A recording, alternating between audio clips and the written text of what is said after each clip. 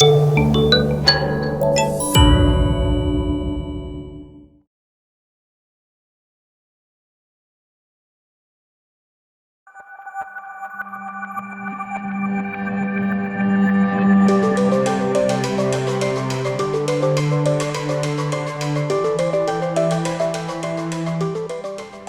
everyone, welcome to our virtual tour of Dockstown. I'm Beryl Robinson, the Publicity and Program Coordinator for Dockstown. I work with the Board of Directors here and we're so pleased to welcome you to our venue today. Dockstown, where did that come from, you may ask? A local citizen, Burton Allen, decided that it was really important to preserve the heritage of the Southwest, and it was through his initiative that this village began. The first building to become part of this collection was the school, and by the time 3 buildings had come here, the Fair Board decided that it required a name and it should be done in honor of Burton, whose nickname was Dock, hence Dockstown. We're here at the hub of the village. Across the street from here is Country Pleasure's Tea Room. It used to be a hall in Lyman, Saskatchewan, and now is where delicious pies are baked up every weekend during the summer, and you can come and join your friends for tea. Let's start on our tour of the village now. Right now we are in the professional building. The building itself is not new, but within it, it has been divided up into several different sections to illustrate various professions that would have been in the city over the years. Behind me, we have a law office represented by Mr. Ross. All of his books are there and his desk. We're very pleased to have that as part of our collection. And immediately here, we have an example of an old-time barber shop. Back in the time before World War I, men didn't shave every day and they came to the barber to have that done. So you see, our busy barber hasn't even had time to clean up his floor. Additional displays include a doctor's office, a dentist's office, an optometrist's office, a pharmacy, and a chiropractic display. All of the items in here have been donated by local residents from former practices that existed in the city. We are now in the Driscoll Store. The building itself is not heritage, but everything within it came from a store in White Bear, operated by Mr. and Mrs. Driscoll. I would draw your attention to the beautiful tin ceiling, which would have been typical of the time. And as you look around the building, you'll see such a variety of things that were on sale at a general store at the time.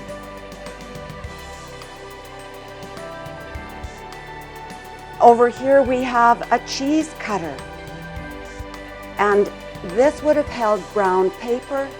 String coming from a dispenser up in the ceiling was used to wrap parcels.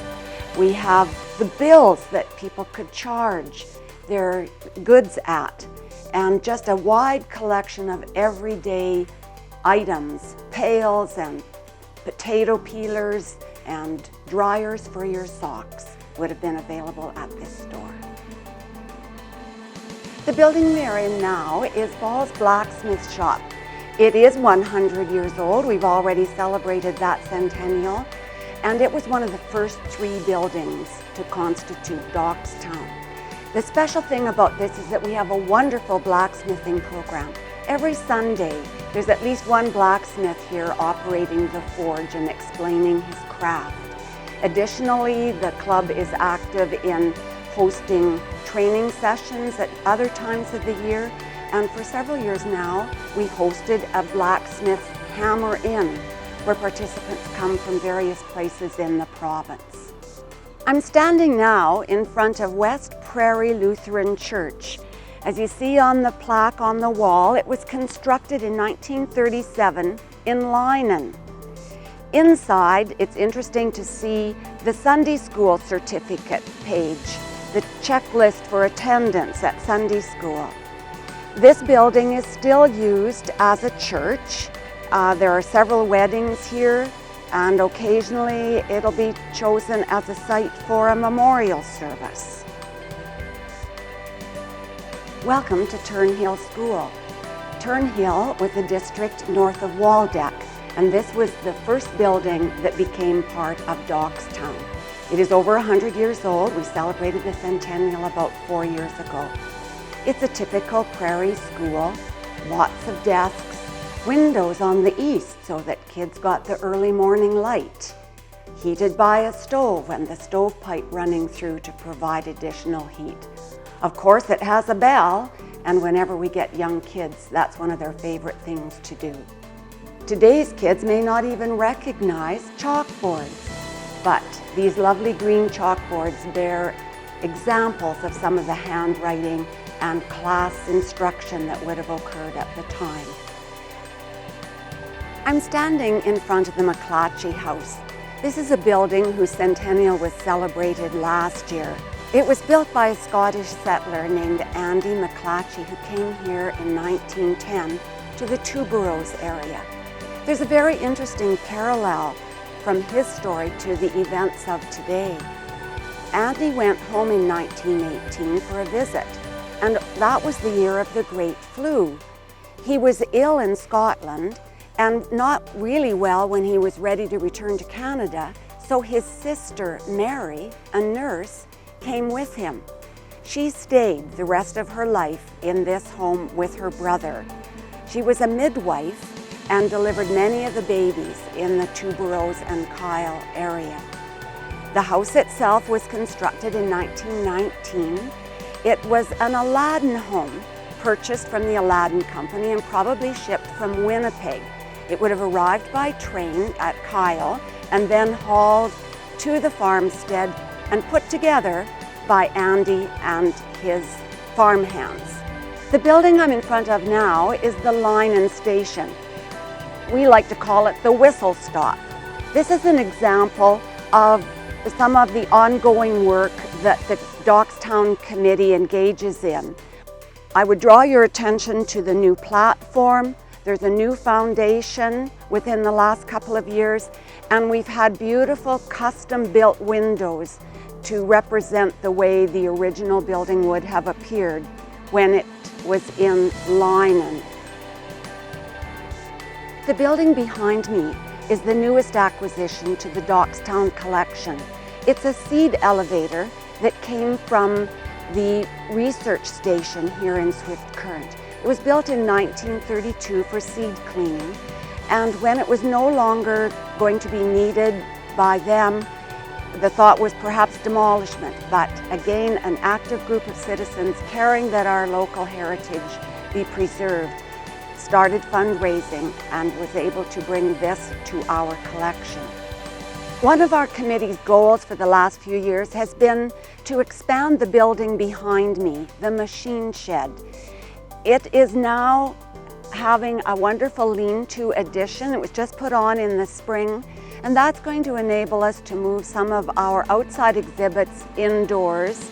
We have a static display right now of a large steam tractor inside, and we plan to develop it so it looks like a typical machine shop in a small town in southwestern Saskatchewan. Our final stop on the tour is the Airman's Billet from the British Commonwealth Air Training Program. We fondly call it H-Hut because that's its shape. This building came from the Swift Current Airport area where Commonwealth fighters were trained in flying during the war. Let's go inside and look at a couple of the exhibits. I'm standing in the Melhoff Exhibit, which is in the center of the H of H-Hut. The family generously donated an extensive collection of items, whether we're talking curling irons or butter churns. We have several displays in this quadrant of H-Hut, and we're appreciative of a relatively new one which was prepared by the Sasktel pioneers. It's a wonderful collection of phones through the years. It's fun to see the young kids come in and look at the phone booth. They would have no concept of what that is. Never mind the women, which you can also see behind me, plugging wires into a switchboard to connect two people on two phones. Thank you for joining us on this virtual tour of Dockstown. It's a wonderful place to be involved, and I would be remiss if I didn't conclude by thanking the many volunteers that make this village function. We look forward to having you come for a real tour of Dockstown at the earliest possible time.